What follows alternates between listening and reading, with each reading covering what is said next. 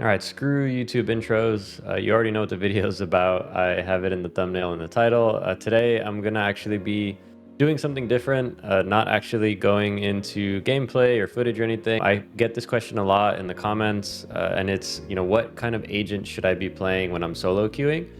I think there's thousands of different ways that this could go, but here's my list. I want to just go over, I'm going to start from the top left and go over to the bottom right, ending with the latest agent advice. And before I actually get everybody into the tier list, I want to kind of talk about specifically what this tier list is going to be. Obviously, it's the best agents that I think you should be picking in solo queue. I tend to prefer agents that have a larger impact on the game, and so keep that in mind as I'm going through this tier list.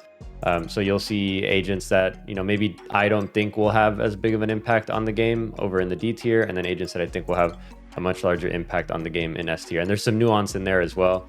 It really just depends on the agent and the map, but generally speaking, these are going to be the agents I think are best for you to pick in solo queue. So we're going to start off with Breach. I actually think Breach is best in C, and this is going to maybe get some hate. I think Breach is probably one of the best agents in the game, if not one of the best initiators in the game. I just think that it's very difficult to use him right now with the way that a lot of maps are designed. In solo queue, I think it's very, very difficult to get any actual use out of him in team play.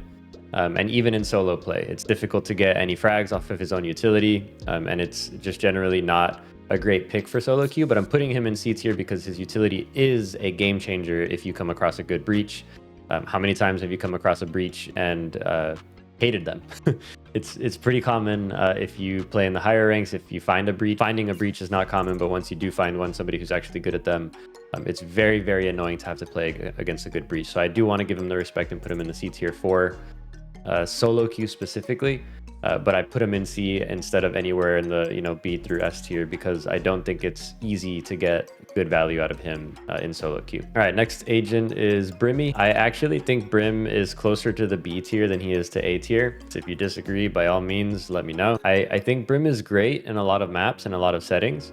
I just think that there are other agents in this category of controller that are better for solo queue. Brim is very much a team-oriented player that is focused on very quick execute. If you're not aligned to what your team is doing, which in solo queue you're generally not, then I don't think that Brim is actually going to be your best bet when it comes to playing controller in solo queue. I think there are some maps where he does still make the most sense. So think of Bind, for example. I think he's still perfectly viable in solo queue for Bind.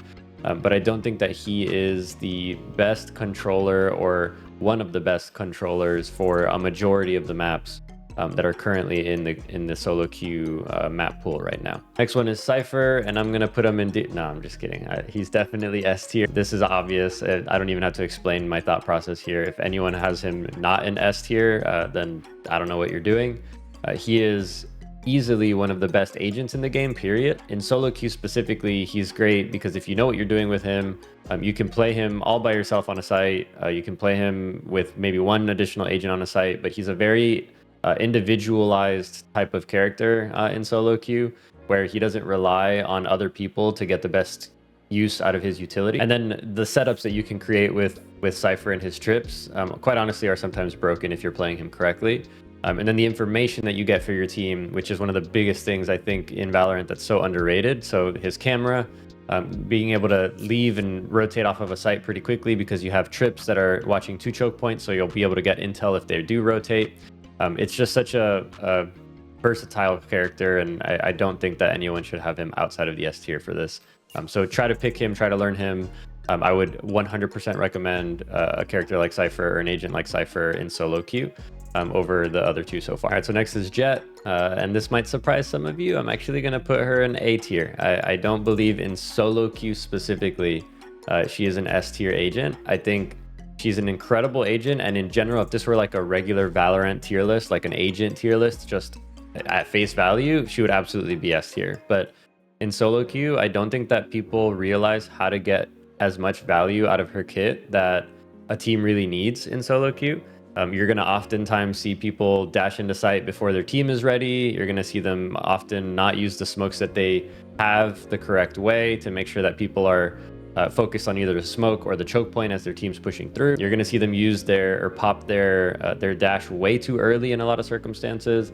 And so because of that, I think she does get kind of pushed down to A tier. Again, if it were a regular Valorant agent tier list, 100% an S tier. But if we're talking specifically about SoloQ, I really just don't think that she brings as much to the table as some of the other duelists that I'm going to talk about later. All right, let's talk about my favorite controller, Omen. Obviously, he's my favorite, so I'm going to go ahead and throw him in S tier. He's just too good at this stage, and quite honestly, I think he needs a nerf. He is way too strong with the amount of smokes that he gets. I'm pretty sure that at this stage, whenever this gets published, at this stage he can actually smoke basically indefinitely at a choke point, which is insane because Brim only gets 3. Can kind of do something similar. If you think about it, you know, Viper maybe can do something similar, Harbor not really, and Astra, she can't really do the same thing either. It's insane to me that that's something that a controller in this game has. And really, they do need to nerf him at this stage. But if we're talking about overall impact on the game, overall impact on SoloQ specifically, and being able to properly time his smokes, properly time his flash, properly time his teleports, getting information with his ult, there's so much that you can do with Omen in SoloQ, whether you're playing with the team or without the team, whether you're lurking or not, you can always be a constant presence and a constant impact generator with Omen that I think there's zero doubt in my mind that he plays in S tier for SoloQ specific. All right, let's talk about our boy Phoenix. I'm sorry to all you Phoenix, man. He really sucks, man. I'm sorry. He's not good in SoloQ. I guess you can make an argument for the fact that his flashes are pretty good in SoloQ and you can get a lot of usefulness out of his kit on your own. But the way that I prefer to look at SoloQ is not that you should find an agent that supports you the most, but rather an agent that supports the team the most. Again, that's going to be kind of true throughout this entire list that I create. When I talk about somebody like Breach, yes, he does help the team the most, but he's so difficult to use properly without screwing your team over in some way that I put him here, right? But Phoenix is very individualistic in the way that he uses his flashes. His wall is way too short for him to really get any value out of it with the team. You know, Fire Molly is mostly used just to heal him. People don't actually use it to hold off any space anywhere, like a Raise nade or something like that, for example. So I just don't think that you're going to get a lot of use out of him other than getting frags, which, sure, if that's your goal, great. But if you're trying to win games, I just don't think Phoenix is going to help you do that above other duelists. All right, Raise, easy, S tier. She is, in my opinion, the best duelist in the game. And in my opinion, she's the best solo queue duelist in the game as well. It's not just because of her impact with, you know, her ult or anything like that, but it's her ability to not just take space, but keep that space for her team. She draws this weird line. She's kind of on this weird boundary between an initiator and a duelist. It's really weird, right? When you think about it, if you think about Breach, for example, I'll use him here as with his Aftershock. Some initiators have this ability to kind of push people back off of areas, right? When you think of like Gecko, for example, with his Molly, or you think of Breach with his Aftershock, they can kind of push people away. And Raze has this unique ability to do both, push people away from the space that she's trying to take, but then also take that space in a really productive way with her satchels. It's so difficult to deal with a good Raze that I just think, again, in SoloQ, the impact that she has, not just for herself, but for her team, is one of the most difficult things to overcome when you come across a good Raze. So I would 100% recommend, if you're a duelist, make Raze the priority in your kit. She's not applicable to every map, obviously. So that's why you want to, make sure that you're looking at other agents as well. She's not like an Omen, where like Omen's just going to be good on every single map, right? For the most part, maybe not Breeze, but for the most part, he's going to be good on most maps. Raze, she doesn't have as big of a map pool as somebody like an Omen or a Cypher, but she's still great on most maps. And I would 100% prioritize learning Raze over Jet, in my opinion, for SoloQ specifically. All right, let's talk about Sage. This one might shock some of you guys. I actually think she's pretty good. I'm going to put her in B tier. I think her ability to slow down a hit in SoloQ specifically is really powerful. I don't think a lot of people realize how important it is in SoloQ specifically, where it it's so common to just see 5-man stacks just barreling down a choke point. I don't think people understand how important it is to be able to slow that down just for a little bit to give your team the ability to take space elsewhere on the map. Of course, it's very reliant on your team knowing what the hell they're doing, right? Like, it's very possible that you do that and your team just stays over on the other side of the map, or doesn't take space on the other side of the map into their, into the enemy spawn or other areas of the map. But I do think that she's actually pretty good with her ability to slow down hits. And then I think she's actually really good as a team player in solo queue to be able to heal other people. And then her ult is obviously, it speaks for itself. It's very, very good and very powerful. I don't think that she is, for example, as good of an agent overall as somebody like Breach. But I think in solo queue, she's much easier to play. And she has a bigger impact and a more consistent impact than somebody like Breach does in solo queue. I think it's easier to play her than it is Breach in solo queue, if that makes sense. All right, it's Sova. I think I'm gonna put Sova at A. I know he is probably the best initiator in the game. Maybe not even probably, maybe just flat out the best initiator in the game. I think the struggle that I have with Sova for solo queue is that he is very heavily dependent on his team to do something with that utility. So he's so dependent on somebody following up his drone to get some sort of a trade off of that drone. He's so dependent on somebody following up that dart with utility or whatever it is to push people off of a certain area. It's just so difficult, in my opinion, as a Sova player to really make the biggest impact that you can as an initiator in solo queue. And if this were the A tier is kind of becoming this section that's like best agents in the game if we're talking in general, right? Like Jet is quite honestly one of the best agents in the game. Nova, same thing, right? Like if you look at the ranked, or not the ranked queue, if you look at the pro play, like these two are almost always picked. Like it's a guarantee for the most part. Not always, but they are two of the most powerful agents in the game. It's just so difficult in solo queue to really maximize, not just for yourself, but for your team, the abilities of this agent compared to other initiators that might help more in a solo queue style setting. All right, this one's gonna hurt me a lot because Viper is my second favorite agent. I'm gonna put her at B tier for solo queue. I hate that I'm doing that because I think that she's an A or S tier agent. But in solo queue, with the nerfs that she's taken, they have completely gutted my girl here, and it's very unfortunate. Her one molly is a huge issue in solo queue. In a few patches back, like maybe a year or two ago, before the one molly nerf, I would have probably put her up at S tier, even after they stopped her ability to take her orb, right? If she still had 2 mollies, I would still put her at S tier. But with her ability to not only not pick up her orb, but also only having 1 molly, I just feel like she's not as impactful as she used to be. I would love for her to be buffed just a little bit. I know that sounds crazy because she is still super strong, and in pro play, if they buff her again, like she's already picked almost every game in pro play, so like I understand why they're not buffing her, but for ranked specifically, it would be super awesome to see some sort of buff for her to kind of put her back on par with some of the other controllers in the game, specifically Omen. But yeah, I just hate to see Viper, at least in my opinion, be in this B tier. I think she's good.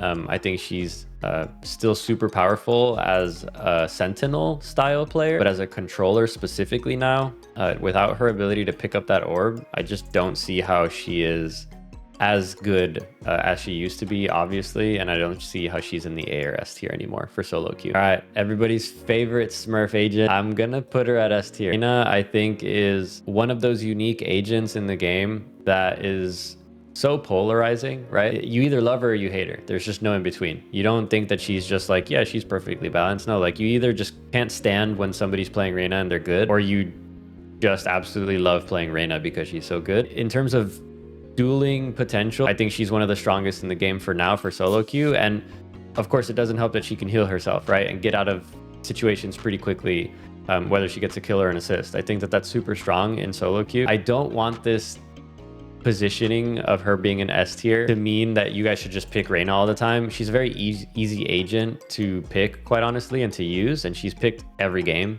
for the most part. But I just can't deny how impactful she is to herself as far as being able to be self-sufficient with getting fragged, but also how impactful those flashes are and the ability to, if she gets a kill, get away and create that space with that dismiss. I'm going to be honest, this is probably going to be the one that I get flamed most for in the chat, because most people probably want to put her like somewhere over here in solo queue, but I really do think that she's S tier as a solo queue agent. I think it's pretty obvious to know where KJ is going to go, and it's S tier.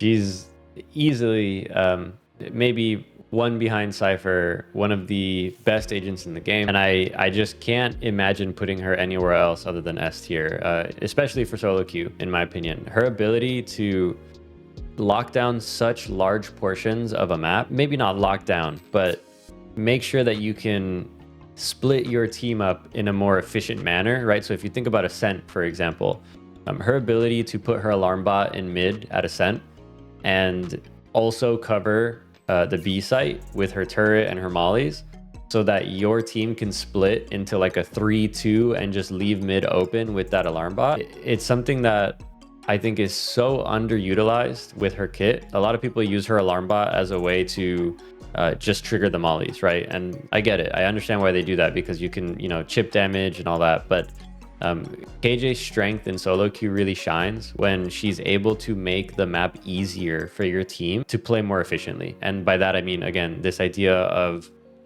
formations, right? Not having to watch mid the whole entire time and only having to have somebody in market instead, right? Like there's so much potential for KJ to be able to hold large areas of the map that I think, quite honestly, she easily gets into S tier. And if you disagree with that, then I'm sorry, you just don't know Valorant. But this is the only one that I would put in here besides Omen and Cypher that I would be like, there's just zero argument. Like you cannot argue that she's anywhere other than S tier at this stage of her ability. All right, let's talk about Skye.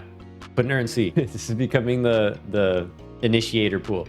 I don't think that she's good anymore, at least not as good as she once was. Obviously, there were so many things that she was able to do with her flashes as they regenerated before. I just think it's not necessary to pick her anymore. I think Gecko has replaced her. I think even Fade has replaced her as better agents. So I guess foreshadowing there for the list. But generally speaking, I just don't see a world where she is anywhere above C tier for solo queue. And again, it's because of her team oriented playstyle. Her dog, her flashes require her teammates to be able to push. Obviously, if you're flashing right around the corner, you can do that, but she's been nerfed there too, where it takes longer for her to pull out her gun.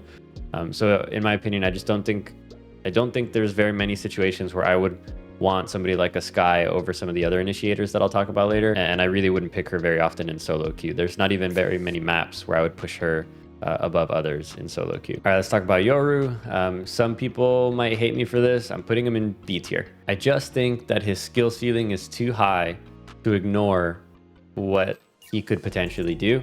I know that in solo queue, there are a lot of people that don't understand how to use him at all. And you know what? That's totally fair. I actually just did a VOD review where, you can improve Yoru's ability easily by doing very simple things, right? So like the ability to show presence on one site and instantly teleport to the other, right? Like these are such basic concepts, but his skill ceiling is so high that I think if you can master Yoru, I think you're quite comfortably above B tier. If you can't master Yoru, I still think that his flashes are incredible. His ability to fake his teleports now and the flashing of his clone is really, really strong still. So like I think at minimum his floor is a B on solo queue, because you can just use him as a flashing in agent, right? Like throwing your flashes in and getting access to site, or getting kills through that. Because I think his flashes are some of the strongest in the game. But his skill ceiling, quite honestly, if you come across a really good Yoru, is A or S tier. Like Yoru players, if they're great, are super, super annoying and difficult to deal with. So in solo queue, if you can figure out a way to be tricky with him, I would put him in B tier at a minimum. All right. Astra, unfortunately to me, goes into the C tier. I actually really like Astra. There was a couple of acts or episodes where I played Astra almost exclusively. Again, I think Astra is one of those similar to Yoru, where her skill ceiling is very, very high, but it's so difficult to play her in solo queue specifically, that I just can't really put her above others at this stage in solo queue. She's very vulnerable in a lot of ways when she's in her, you know, astral form. It's very difficult to use her utility as quickly as one might with somebody like Clove or Brim or Omen. And so for that reason, I'm going to put her in C tier. You can maybe make an argument for her being in B tier because of her ability to stun certain areas, and then her ability to, like, you know, deal with the post plant a little bit. But since that nerf that she got, it's not been super great.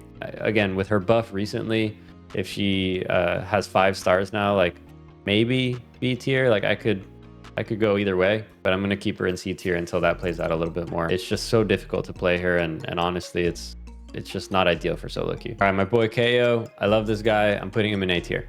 I'm actually a huge fan of KO in general. I think his flashes are really, really good if you know how to time them correctly. Right-clicking out of smokes, I think, is one of the best abilities in the game if you right-click his flash out of a smoke. And then his knife, in my opinion, I feel like a lot of people don't realize how strong that is, not just to get information, but to completely stop any sort of slowing down of utility, right? Like if you time it correctly, it's one of the strongest free utilities in the game, period. Like I just don't think there's much else to say other than it's a very, very strong piece of utility that you get every round. And then his ult, in my opinion, is one of the strongest ults in the game. Again, that might be controversial to say, I don't know. But being able to completely suppress anybody from using their utility and then not dying after you actually die, and being able to still see everything that's going on, is, in my opinion, you're basically just getting a drone at that point, a drone that suppresses everybody, and that's huge. So I really do like KO. I could go either way on whether he's better than Sova.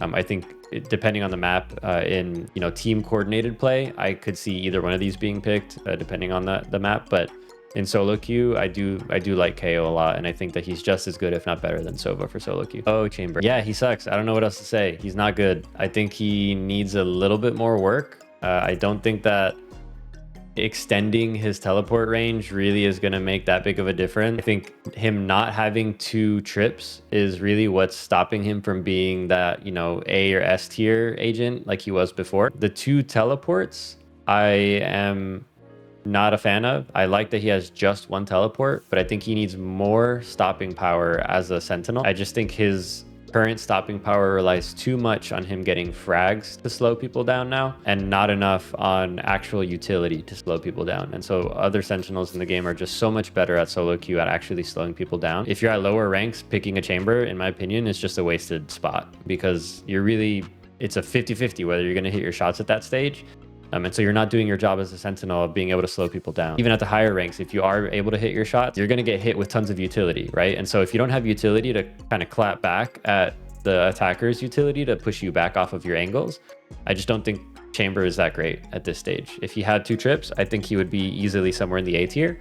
But just with 1, I just don't like him. This one is tricky. Normally, before her buff, I would put Neon somewhere in the C or D tier. I just don't think she's great. With her buff, I'm going to put her in B tier, and I'll explain why. For SoloQ, I think in the lower ranks, Neon is a terrible pick. Just don't even bother. You're not going to hit that first slide shot. I guarantee you, if you do, it's more than likely going to be, you know, 1 out of 10 or 1 out of 5 times that you're going to hit that shot. And in higher ranks, I think that she is more comfortably in the A or S tier because they will be hitting those shots more frequently. So it's very annoying to deal with that. So I guess the reason I'm putting her in B is because I think in lower tiers, she's somewhere down here, and in higher tiers, she's somewhere up here. And so I'm going to comfortably put her in B because of that. Her stuns are great. Her wall, I think, is very, very strong. Having multiple slides now, also awesome. But I just don't see why she would be picked over somebody like a Raze or a Jet. And then I also don't see why she would be picked like somebody over Raina, for example, across all rank, if that makes sense, right? Like Raina, Raze, Jet, I can see them being useful across every elo. And I don't see her being useful across every single elo. Same for Yoru, for example. All right, Fade, putting you at B. I think in SoloQ, she is better than Sky and she is better than Breach.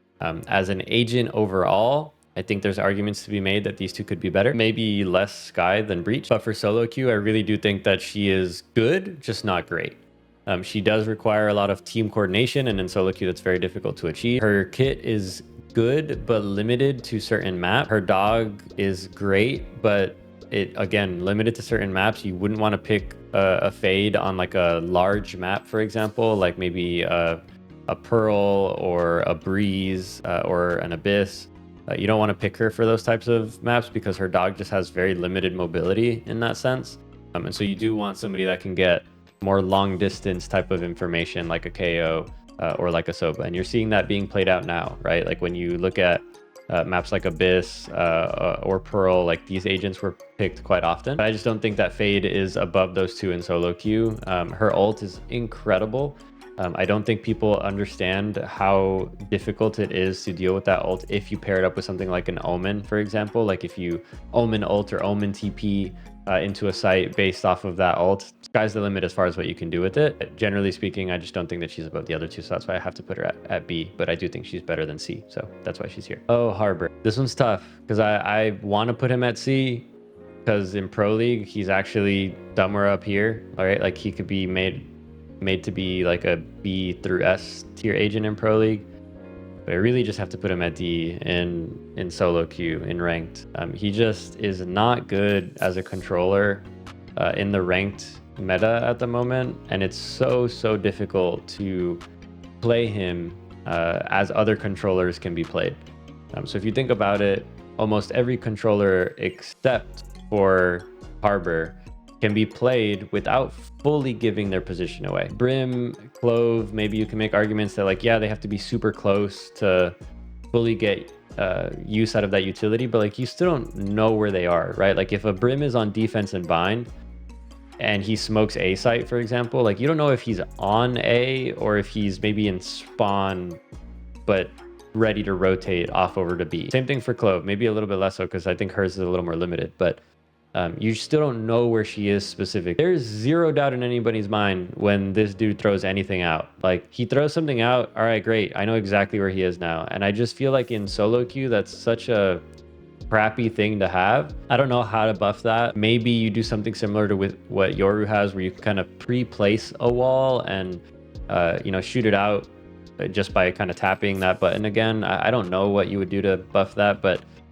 his need to be close to the team and also exactly give his position away every single time, I just don't think that in solo queue it's very good or productive for the team. So although I do like Harbor a lot and I do quite often play him, I'm not a fan of him in solo queue. Gecko is either A or S tier, but I'm gonna put him at A tier. I think he is, in my opinion, underutilized and underrated. And to me, I could make an argument that in solo queue, he's better than both Sova and KO. I think his versatility is probably the best out of all the initiators in the game. He not only has the ability to push people off of the areas that they're in, but he can get information. He has a great post plan. He has one of the best ults in the game, in my opinion. Just generally speaking, Gecko's versatility as an initiator, I think, is greater than all the other ones. And so I would probably put him as either the best or second best initiator in the game, period. But for solo queue, I would put him as the best initiator in the game. I think he's very self-sufficient, which is important for solo queue. And I think that he can have a larger impact on rounds and swing rounds more into your team's favor than agents like Sova or KO can, with his utility specifically. All right, so I don't know if I'm going to get a lot of flack for this, but I feel very strongly that played correctly, Deadlock is an A tier agent. I think in pro play, she's potentially S tier, but I'm going to put her at A tier because I think even being played incorrectly, she's still a B tier for me in solo queue because her wall is incredible. Her trips are now really strong, and her you know, little Molly barrier net thingy is actually incredible as well, in my opinion. But I'm going to put her at A tier because I think across all ranks and across all elos in solo queue, she is just like the prototype for what a sentinel should do, which is lock down a site. On defense, at least, right? On attack, you're still doing that. You're just doing it in a different flavor. You're, you know, waiting for your team to kind of take control of that site, and then you're locking it down once you've gotten that control. I think she's incredible for that. I think she's great for post plan. The only thing I wish they would do, I think her ult is trash. Like, I'm so sick of that ult. I don't know if you all agree or not, but they really need to make it, one, easier as somebody that is getting hit by the ult to recognize that you're even in it to begin with. And two, it just needs to be more consistent, man. Like, there are times where I'll hit this ult and I'm like, yeah, I 1000% hit the person that I know is right there, and it just misses somehow, and I don't know why. They need to change something with the way that they display her ult to make it easier to understand where it's going to land before you use it. I hate her ult so much. But her kit in general is very, very good. So I'm going to put her at A. I debated on this one for quite a bit. I thought about putting him higher, but I'm going to put ISO at B tier. I think he's good. I don't think he's great. The thing that I can't get around and why I kept him at B and not pushed him down to C or D, it has honestly nothing even to do with his regular utility. Like, I think his wall is really, really bad. I think his stun thing, whatever he throws out, the vulnerable thing, he is super, super bad. And I think that his shield is okay now. Like, it's not great, but it's not bad. I think his ult is what for me comfortably keeps him in B tier, not because you're gonna get the kill in the ult, right? Like, very possible you die in the ult. His ult, I've seen so many rounds, and I've played with so many ISOs where they'll get their ult and they will say, hey, if we spot somebody, mid side or backside or whatever, I'm going to ult them, and then that's going to give you guys the freedom to push into sight, right? They don't say it that way, obviously, but that ability to so confidently say, okay, the person that was on the site, gone. Like, they're not on the map anymore. Let's move. That is so important in a game like Valorant, and it can swing so many rounds for you. And I don't think that you have to get that many points. I can't remember how many points he gets for that ult, but I'm pretty sure it's a low pointage ult. It's such a good ult in the game. And then you couple that with his ability to kind of snowball around if he's getting those kills with that shield. I don't think he's great, like I said, but I don't think he's bad anymore. I think he's pretty good. Like, he's in a good spot. Like, I would consider everyone in the B tier to be like, you're in a good spot right now. Like, I wouldn't change too much, but I also would like to maybe see a buff or two to make things a little bit better for you. But I think these agents are in a comfortable position for SoloQ specifically right now. All right, Clove, I debated on a lot. Your neighborhood duelist disguised as a controller. She's not a duelist, obviously. She takes no space, but I'm going to put her at A tier because I think her simplicity in the way that she can throw her smokes down but still instantly be ready to take fights. Her metal, I think, is very underrated and underutilized. I feel like people see her metal and are like, this is a useless ability. I think it's a great ability to stop people from pushing you for a little bit while you're pushing onto site. I really do see her as like the easiest controller for SoloQ. I still think Omen's the best controller for SoloQ, but I'm going to go out on a limb and say that for most people, even though I'm putting her below Omen, she is the best controller for you to play in SoloQ because of her simplicity. I would still recommend that if you want to play the controller role in SoloQ, you absolutely have to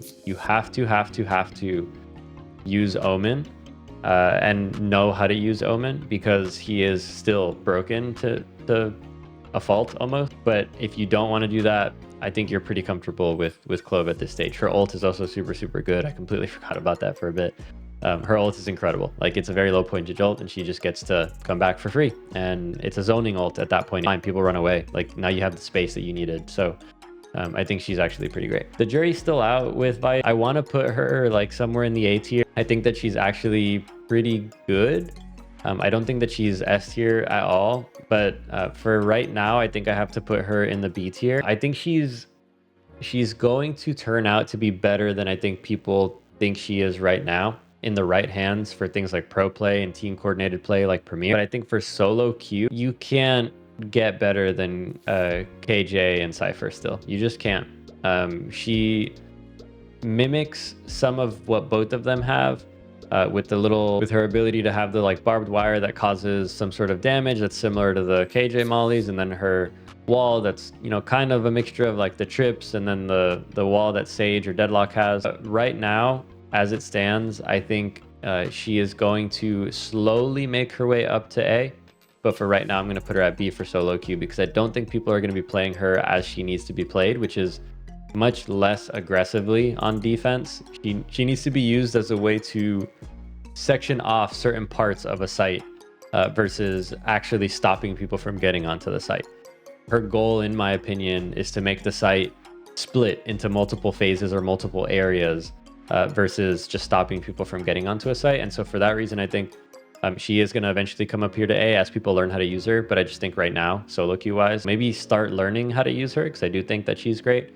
But for now, you're still better off using Cypher. You're still better off using KJ, and you're still better off, in my opinion, using somebody like a Deadlock over Vice or Sage. And that's it. That's all I got. This one was a much different video than my other ones. I didn't have any footage or anything this week. I had a pretty crazy week at work, so I didn't have a lot of time to like really dig into making any of that stuff and editing things. So hopefully you guys liked this video. If you didn't, then I don't know, unsub, don't watch again. That's fine. If you did like it, please subscribe. If you want to see more like this, let me know in the comments. If you disagree with any of these, obviously let me know in the comments and I'll argue with you for days on end. Appreciate you all watching. Give it a like if you liked it, and a sub if you loved it. I'll catch you all in the next one. Appreciate you all.